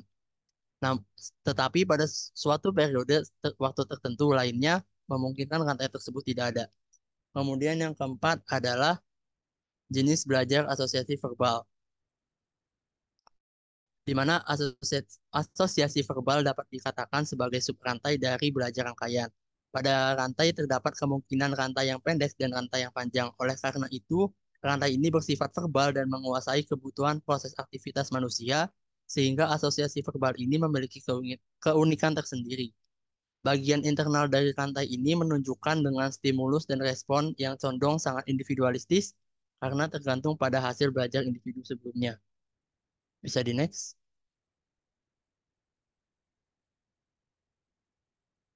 Oke, selanjutnya itu ada jenis belajar diskriminasi, yang mana jenis belajar ini dapat dikatakan aktivitas yang terisolasi, di mana belajar dibedakan dengan mempertimbangkan prinsip kehati-hatian dan diisolasi dari contoh lain yang mungkin cenderung terjadi pada waktu yang sama atau dari contoh lain dari jenis yang sama yang terjadi pada waktu yang berbeda. Kemudian yang keenam ada jenis belajar konsep. Belajar tentang suatu konsep itu mengartikan bahwa ada aktivitas yang dilakukan untuk mengklasifikasikan situasi atau rangsangan dalam bentuk abstrak, warna, letak, angka, ataupun yang lainnya. Nah, seseorang yang belajar dengan memperoleh suatu istilah tertentu mungkin akan berusaha untuk menerapkan istilah tersebut pada objek lain yang agak berbeda dalam ukuran, bentuk, dan juga warna. Selanjutnya, seseorang itu akan belajar mengklasifikasikan objek dengan bentuk tertentu dan mampu mengidentifikasi objek dengan nama yang berbeda satu sama lain secara fisik dan berbagai cara. Kemudian yang ketujuh itu ada jenis belajar aturan. Perolehan ide yang terdapat dalam proporsi merupakan contoh dari belajar dengan aturan. Belajar dengan konsep ini memiliki arti sempit rantai dua atau lebih konsep. Contoh yang sering atau sederhana itu yang bisa digunakan adalah bentuk implementasi, yaitu jika ada pernyataan pertama, maka ada pernyataan kedua. Kemudian yang terakhir itu adalah jenis belajar pemecahan masalah. Nah, setelah individu mendapatkan beberapa aturan, maka individu tersebut akan dapat menggunakannya untuk berbagai tujuan dalam mengatasi dan mengendalikan lingkungan sekitarnya.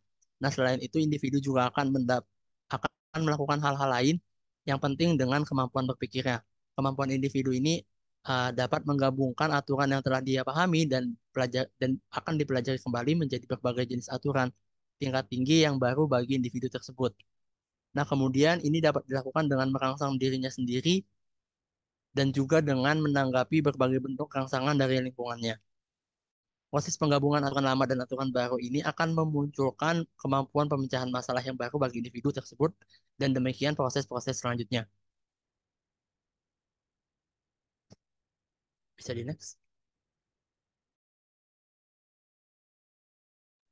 Oke, selanjutnya ada teori belajar dan mengajar.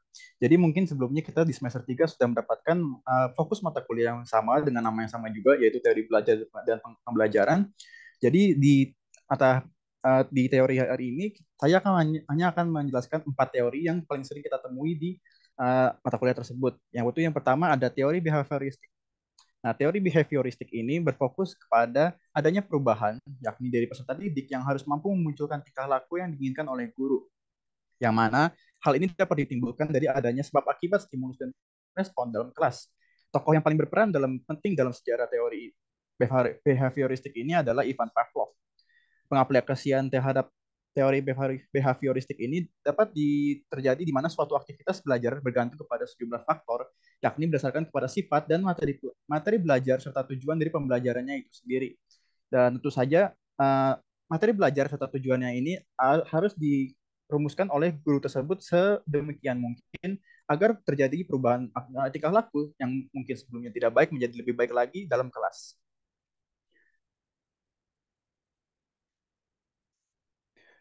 Kemudian teori yang kedua adalah kognitivisme. Nah, teori kognitivisme adalah suatu kegiatan yang menyertakan suatu proses yang kompleks dan mencakup peraturan berdasarkan kepada struktur kognitif pengalaman yang mereka punya. Selanjutnya, belajar merupakan proses yang menyertakan aktivitas mental pada diri sendiri. dengan lingkungannya sehingga membentuk suatu pemahaman, keterampilan, perilaku maupun sikap yang bersifat relatif dan membekas di benaknya. Jerome Bruner adalah salah satu tokoh yang mengemukakan teori ini. Lalu teori yang ketiga adalah konstruktivistik yang dikembangkan oleh Jean Piaget. Teori ini menyatakan bahwa belajar dapat dikatakan berhasil apabila adanya suatu kesesuaian peserta didik terhadap tahap perkembangan konstruktifnya. Peserta didik diberikan sebuah peluang dalam melakukan suatu kegiatan eksperimen menggunakan objek fisik yang nantinya akan dilaksanakannya suatu hubungan melalui percakapan dengan teman sebaya serta didukung dengan pertanyaan umum dari pendidik. Nah, teori ini sangat bertolak belakang dengan teori yang pertama yaitu behavioristik, di mana teori ini lebih berfokus kepada aktivitas dari seorang murid itu sendiri dibandingkan dengan aktivitas dari seorang pengajar atau tenaga pendidik. Bisa dilihat dari contohnya sendiri bahwa kalau teori behavioristik ini lebih menekankan kepada seorang guru ingin mengubah perilaku dari muridnya secara pengajaran. Sedangkan teori konstruktivistik ini lebih mengarah kepada perubahan perilaku dari murid itu sendiri berdasarkan aktivitas yang telah mereka lakukan dengan lingkungan sekitarnya. Lalu teori yang keempat adalah teori humanistik. Proses pembelajaran yang bersumber pada manusia itu sendiri dan kegiatan belajar dapat dikatakan berhasil apabila siswa dapat memahami lingkungan dan juga dirinya. Jadi teori ini lebih mengarah kepada gabungan dari ketiga teori sebelumnya.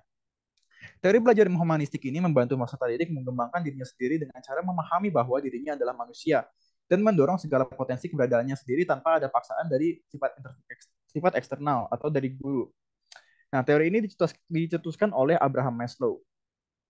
Nah, selanjutnya ada teori-teori yang hampir sama sebenarnya, namun dijelaskan secara berbeda dari seperti yang saat ini, yaitu teori sosio-kultural, yaitu teori sosial budaya yang menekankan bagaimana seseorang dapat berada dalam wilayah terbatasnya sendiri, atau yang mungkin kalian telah dengar, yaitu zone of proximal development, atau zona perkembangan terkini dari perantara dengan bantuan orang lain.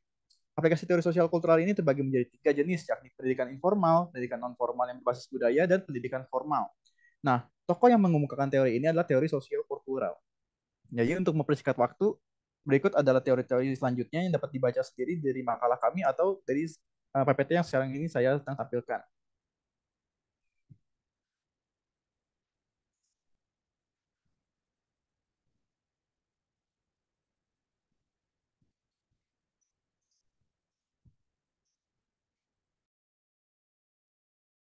Oke, yang selanjutnya adalah prinsip-prinsip dalam proses belajar mengajar. Prinsip yang pertama adalah prinsip kesiapan atau readiness. Prinsip ini dipengaruhi oleh peserta didik itu sendiri karena pada sebelumnya itu kondisi pada saat mahasiswa ataupun mahasiswa itu ingin belajar sudah mengetahui nih materinya yang sudah diberikan oleh guru kalau misalnya besok itu bakal belajar ini. Nah, di sini merupakan prinsip kesiapan itu bisa digunakan yaitu seberapa besar atau seberapa tingginya kesiapan yang sudah dilakukan oleh siswa ataupun mahasiswa dalam menerima ataupun memproses materi yang akan dibahas pada esokan harinya. Bisa di next.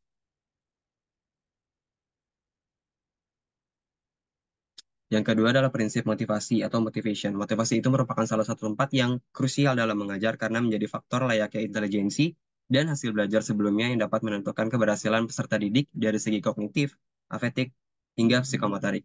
Jadi itu motivasi itu merupakan unsur utama dalam pembelajaran dan pembelajaran tidak akan berlangsung tanpa adanya perhatian atau motivasi tersebut. Bisa di next. Yang ketiga adalah prinsip persepsi atau keaktifan. Mengajar adalah proses membimbing pengalaman belajar yang diperoleh apabila peserta didik itu mempunyai keaktifan untuk bereaksi terhadap lingkungannya. Termasuk dalam pembelajaran, peserta didik itu harus aktif, mulai dari kegiatan fisik yang mudah diamati, hingga kegiatan psikis yang sulit diamati. Jadi, demikian belajar yang efektif dan dikatakan berhasil harus memiliki banyak aktivitas baik fisik maupun psikis. Dalam pembelajaran, yang mengelola dan mencerna adalah peserta didik sesuai dengan kemauan, kemampuan, bakat, dan latar belakang masing-masing. Guru hanya merangsang keaktifan peserta didik dengan menyajikan bahan-bahan pelajaran. Bisa di next. Yang keempat adalah prinsip tujuan dan keterlibatan secara langsung. Tujuan harus tergambar jelas dalam pikiran dan diterima oleh para pelajar pada saat proses belajar terjadi. Jadi guru itu harus terlibat secara langsung, begitupun juga dengan peserta didik. Prinsip keterlibatan langsung ini mencakup keterlibatan langsung secara fisik maupun non-fisik agar peserta didik merasa dirinya itu penting dan berharga dalam kelas sehingga dia bisa menikmati jalannya pembelajaran. Contoh simpelnya adalah pada saat diskusi itu ada interaksi antara antara siswa dan juga gurunya. Bisa di next. Yang kelima adalah prinsip perbedaan individual. Jadi prinsip belajar bercorak ragam bagi setiap orang itu proses pengajaran siogianya itu memperhatikan perbedaan individual dalam kelas sehingga dapat memberi kemudahan pencapaian tujuan belajar yang setinggi-tingginya. Penting guru untuk mempelajari latar belakang emosi, dorongan, dan juga kemampuan individu untuk menyesuaikan materi pelajaran dan tugas-tugas belajar kepada aspek tersebut adalah untuk memberikan bantuan kepada peserta didik agar dapat mengikuti pembelajaran yang disajikan oleh guru. Begitupun juga guru harus mampu mengatur kegiatan pembelajaran mulai dari perencanaan, pelaksanaan, hingga ke tahap terakhir yaitu penilaian atau evaluasi. Jadi peserta didik ini secara total dapat mengikuti proses pembelajaran dengan baik tanpa perbedaan yang berarti walaupun dari latar belakang dan kemampuan yang berbeda-beda. Bisa di next. Oke, Azhar Rashad mengatakan, if you give a man fish, he will have a single meal. But if you teach him how to get a fish, he will eat all his life. Jadi pernyataan ini senada dengan prinsip belajar mengajar berupa tantangan. Maksudnya adalah sebuah kegiatan belajar mengajar harus terdapat tantangan karena peserta didik itu tidak merasa tertantang bila hanya sekedar disuapi sehingga dirinya tinggal menelan apa yang diberikan oleh guru. Sebab tanpa tantangan, peserta didik merasa bodoh dan kurang kreatif sehingga tidak terkesan materi yang diterimanya. Bisa di next. Oke, untuk prinsip belajar kognitif ini merupakan prinsip yang melibatkan proses pengenalan dan atau penemuan. Jadi belajar ini mencakup asosiasi antara unsur, pembentukan konsep, penemuan masalah, dan keterampilan memecahkan masalah yang selanjutnya membentuk perilaku baru, berpikir, menalar, menilai, dan berimajinasi merupakan keaktivitasan mental yang berkaitan dengan proses belajar kognitif. Bisa di next, langsung ke prinsip evaluasi dan penguatan aja, Jo.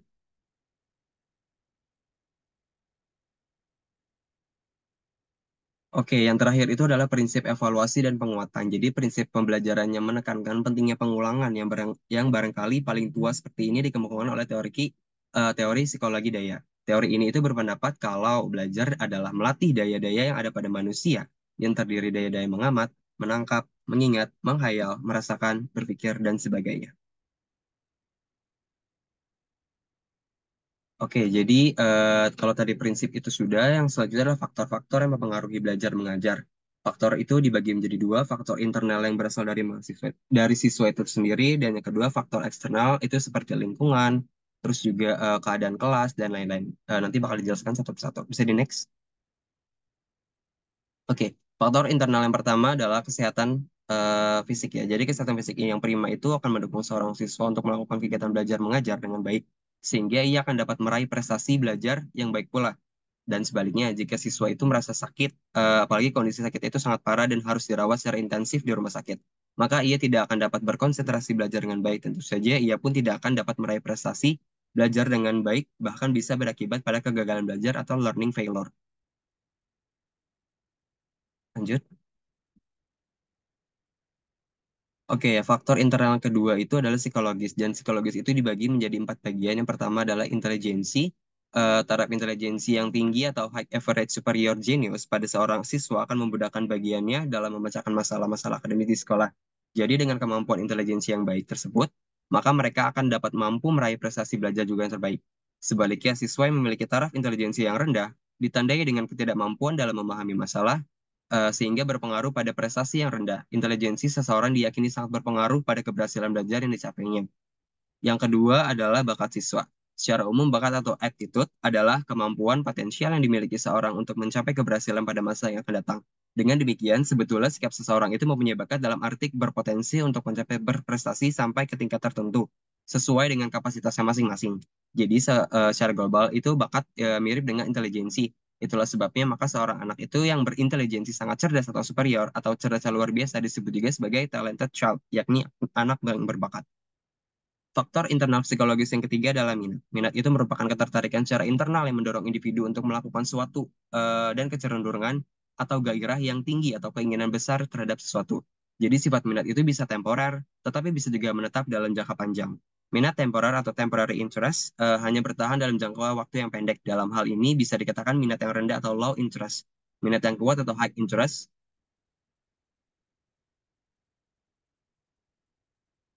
Minat yang kuat atau high interest pada umumnya bisa bertahan lama karena seseorang benar-benar memiliki semangat, gairah, dan keseriusan yang tinggi dalam melaksanakan sesuatu hal dengan baik. Bila dikaitkan dengan suatu mata pelajaran, ia akan bersungguh-sungguh dalam mempelajari mata pelajaran tersebut. Hal ini mengakibatkan seseorang bisa meraih prestasi belajar yang tinggi. Namun mereka juga tidak bisa mempunyai minat belajar rendah terhadap suatu pelajaran. Maka ia tidak akan serius dalam belajar, akibatnya prestasi belajar pun rendah. Yang terakhir adalah kreativitas. Kreativitas itu merupakan kemampuan untuk berpikir alternatif dalam menghadapi suatu masalah, sehingga ia dapat menyelesaikan masalah tersebut dengan cara yang baru dan unik. Kreativitas itu memberi pengaruh positif bagi individu untuk mencari cara-cara terbaru dalam menghadapi suatu masalah akademis. Ia tidak hanya terpaku dengan cara-cara klasik, namun berupaya mencari terobosan baru sehingga ia tidak akan putus asa dalam belajar. Next. Faktor intelek psikologis yang terakhir adalah motivasi. Dorongan yang menggerakkan seorang anak untuk melakukan sesuatu dengan sungguh-sungguh, motivasi belajar atau learning motivation, itu merupakan dorongan menggerakkan seseorang pelajar untuk sungguh-sungguh dalam belajar menghadapi pelajaran di sekolah. Tujuan dari motivasi adalah untuk menggerakkan atau menggugah seseorang agar timbul keinginan dan kemauannya untuk melakukan sesuatu sehingga dapat memperoleh hasil atau mencapai tujuan tertentu. Bisa di next. Oke, kalau tadi faktor internal udah, sekarang yaitu eksternal. Yang pertama adalah lingkungan fisik sekolah. Jadi sarana dan prasarana yang tersedia di sekolah akan berpengaruh positif bagi siswa dalam kegiatan belajar mengajar. Media pembelajaran yang ada di sekolah serta tujuan pembelajaran juga termasuk dalam faktor eksternal fisik sekolah. Yang kedua adalah lingkungan sosial di kelas atau class climate environment. Suasana psikologis dan sosial yang terjadi selama proses belajar mengajar antara guru dan murid di dalam kelas itu merupakan iklim yang kondusif untuk memacu siswa bergairah dalam belajar dan mempelajari materi yang pelajarannya itu sangat baik. Jadi hal ini akan dipicu oleh masing-masing siswa dan bagaimana cara guru memberikan penjelasan kepada murid-muridnya. Faktor eksternal yang terakhir adalah lingkungan sosial budaya. Suasana interaksi sosial antara orang tua dan anak dalam lingkungan kekeluargaan menjadi faktor yang penting. Pengasuhan permisif yang serba memperbolehkan seseorang untuk berperilaku apa saja tanpa adanya kontrol orang tua. Akibatnya anak tidak tahu akan tuntutan dan tanggung jawab dalam hidupnya sebagai pelajar.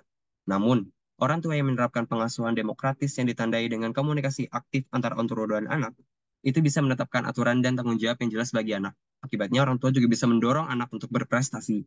Maka pengasuhan yang kondusif ini akan berpengaruh positif dalam pencapaian kegiatan belajar mengajar di sekolah.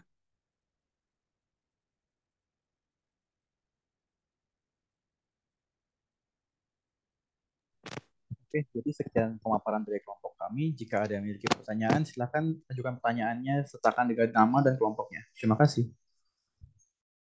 Sebelumnya, karena ada keterbatasan waktu, mungkin kelompok kami hanya mempersilakan 3 orang penanya ya.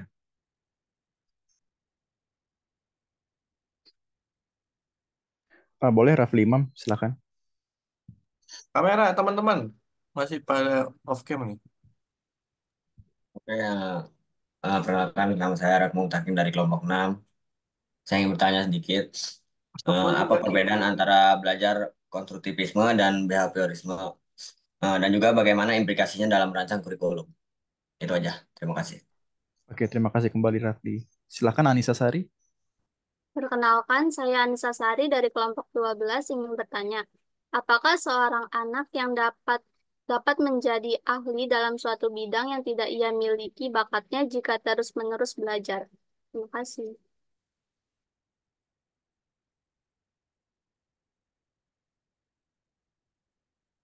Oke, selanjutnya ada Syifa Febriani. Silakan.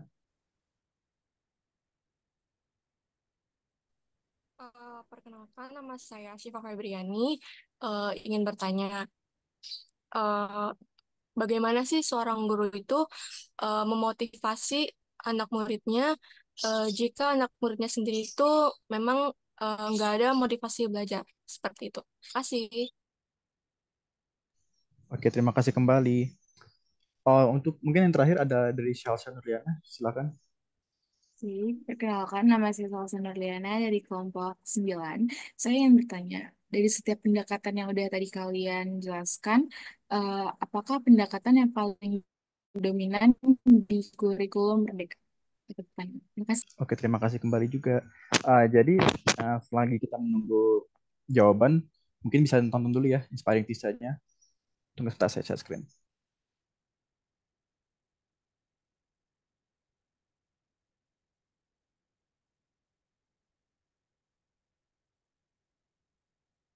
Ayo on cam, on cam, on cam.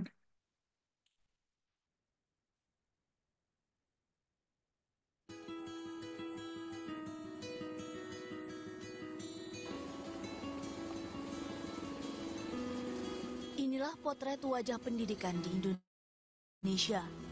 Medan terjal tak surutkan niat para pengajar menuju sekolah, bermodalkan semangat sukseskan pendidikan.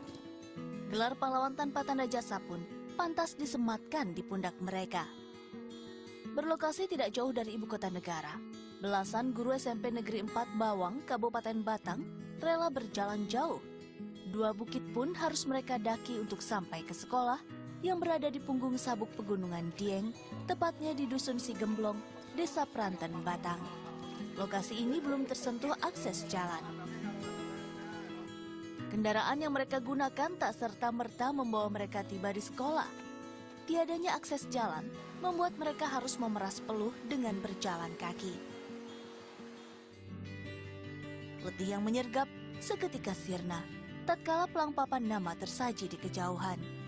Berstatus wiyata bakti, beberapa guru mengaku ikhlas 2 tahun mencerahkan pendidikan di pelosok Nusantara.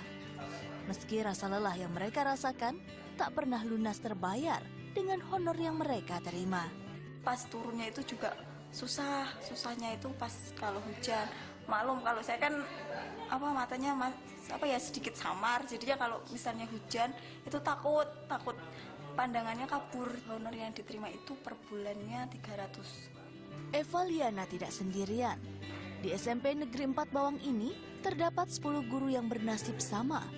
Sekolah ini hanya memiliki 1 guru berstatus pegawai negeri sipil yang merangkap sebagai kepala sekolah. Nah, untuk kondisi guru di sini itu semuanya wiyata bakti, kecuali saya yang sudah PNS dari guru bidang studi, kemudian tenaga administrasi, kemudian jaga malam dan tukang kebun, itu semua wiyata bakti. Jadi jumlah dengan saya itu 15 orang. Itu berarti PNS-nya cuma 1? PNS cuma 1, saya sendiri.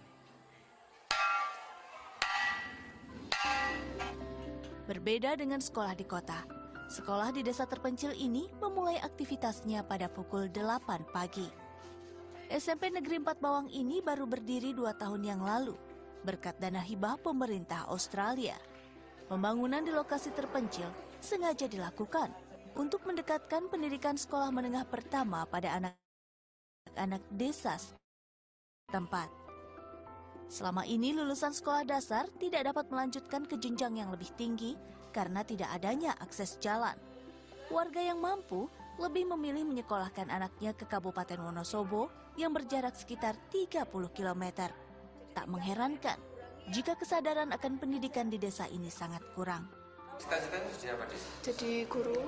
Kenapa, Pak? Biar murid-murid di sini pintar-pintar. Sekelumit perjuangan para pengabdi pendidikan ini kiranya dapat menggugah pemerintah untuk membuat akses jalan menuju desa yang berada di ujung selatan Kabupaten Batang ini. Pasalnya selama ini, warga sekitar harus memutar cukup jauh melewati 3 kabupaten hanya untuk tiba di ibu kota kecamatan. Hal ini pula yang memaksa warga membangun jalan tembus dengan anggaran swadaya sebelum janji pemerintah membangun jalan baru terrealisasi. Riono Saifullah melaporkan untuk NET.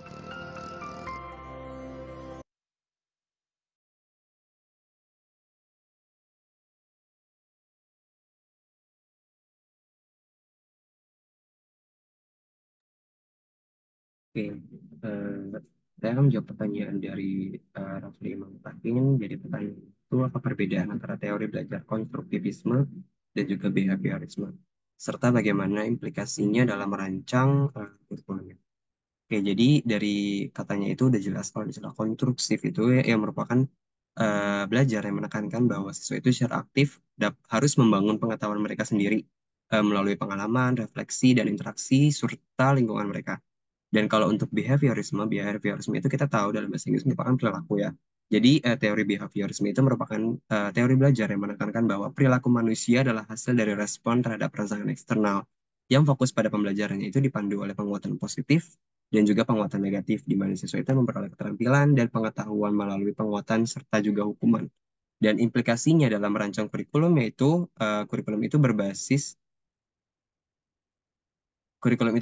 konstruktivisme, cenderung menekankan pembelajaran berbasis proyek, penemuan, dan refleksi yang dimana siswa itu aktif terlibat dalam membangun pengetahuan mereka sendiri. Selain itu, kurikulum yang berbasis behaviorisme mungkin itu lebih menekankan pada penggunaan penguatan dan hukuman untuk membangun perilaku serta respon yang diinginkan. Dan jadi dalam merancang kurikulum itu penting untuk mempertimbangkan kombinasi elemen-elemen dari kedua teori untuk menciptakan pengalaman pembelajaran yang seimbang dan berpusat pada kebutuhan serta karakteristik siswa masing-masing. Untuk Rafli, apakah sudah terjawab? Terjawab, terima kasih KJ. Oke, sama-sama.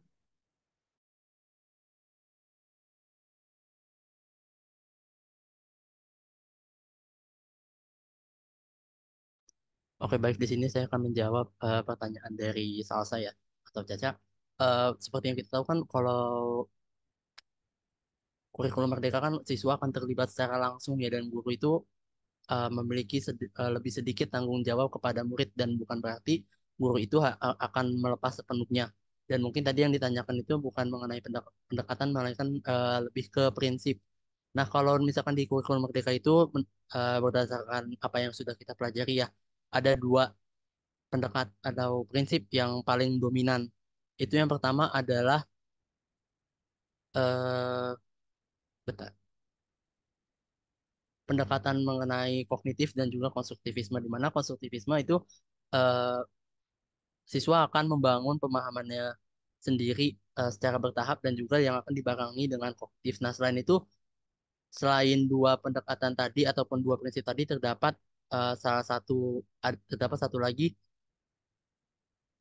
mengenai prinsip yang harus ataupun yang paling dominan, tiga paling dominan itu yang terakhir adalah prinsip tujuan dan keterlibatan secara langsung, di mana murid-murid dalam kampus Merdeka, kurikulum Merdeka itu harus lebih terlibat secara langsung ke dalam pembelajaran sehingga mereka mampu mencapai tujuan dari kurikulum Merdeka itu sendiri. Apakah sudah terjawab, Salsa? Oke, sudah terjawab. Terima kasih ya, Dayat, Baik, buat. sama-sama.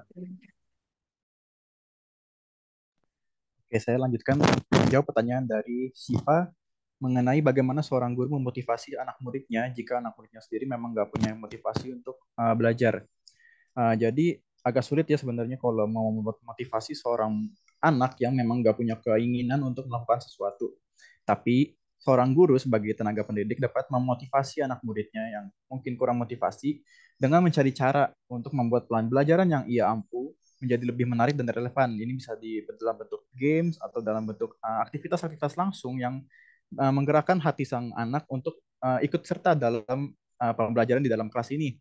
Kemudian juga memberikan tantangan yang sesuai dengan reward yang juga sesuai, dapat juga menjadi sebuah konsep atau cara untuk meningkatkan kemampuan mereka dan juga untuk meningkatkan kemampuan motivasi mereka dalam mengikuti pelajaran di kelas. Apakah sudah jelas, Siva? Sudah jelas, terima kasih. Oke, saya lanjut lagi. Pertanyaan dari Anissa mengenai apakah seorang anak dapat menjadi ahli dalam suatu bidang jika ia tidak memiliki bakat untuk terus-menerus belajarnya. Jadi pertanyaan ini sebenarnya agak rumit, tapi sebenarnya iya bisa, tetap bisa. Mungkin memang ada perbedaan waktu dari seorang anak yang memang memiliki bakat sama yang tidak memiliki bakat dalam menekuni suatu bidang sendiri. Karena kan kalau anak yang punya bakat, seperti contohnya dalam bahasa Inggris nih, kita sebagai orang Indonesia kan nggak biasa dalam bahasa Inggris. Tapi jika misalkan ketemu anak yang memang sudah sehari-harinya mempelajari bahasa Inggris di rumahnya, berbicara bahasa Inggris juga dia background formal pendidikan formalnya juga seringnya di pendidikan formal internasional, itu mungkin beda sama anak yang hanya mengampu pendidikan di negeri saja, ya kan, beda kan ya. Jadi mungkin memang tetap bisa, hanya perlu usaha yang lebih keras lagi dan tekun disiplin belajar agar dia memiliki apa ya namanya, status yang sama lah dengan anak yang memiliki bakat tersebut. Jadi ya begitu. Apakah sudah jelas, Anissa? Sudah terjawab, terima kasih. Oke.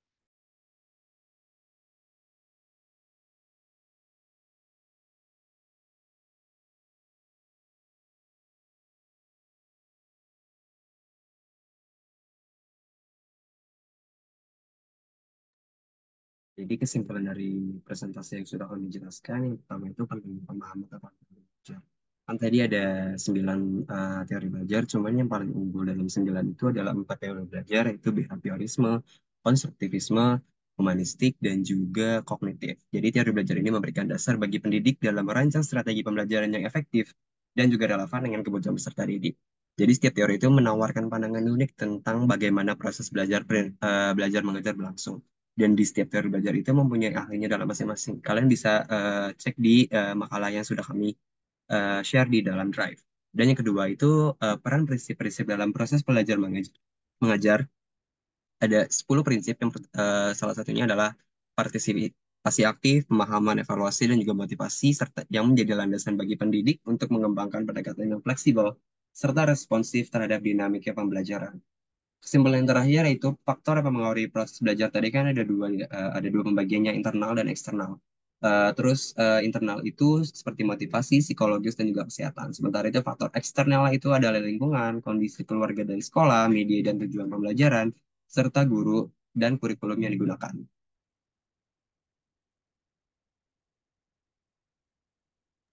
Oke, sekian dari presentasi dari kelompok kami. Kurang lebihnya mohon maaf karena keterbatasan waktu yang kami dapatkan. Sekali lagi terima kasih. Assalamualaikum warahmatullahi wabarakatuh. Saya kembalikan ke Kak Anggri. Oke, terima kasih kelompok berapa? Kelompok 5, Pak. 5, Kak. Kelompok 5 kalian masuk habis ini jam berapa? Jam 3. Jam 3. Pas. 3, udah 3 Iya. menit lagi. Yang nggak masuk langsung, yang nggak nyalin on cam langsung anggap nggak hadir hari ini. Oke, langsung Iya, angkat Kak. tutup aja. Siap, Kak.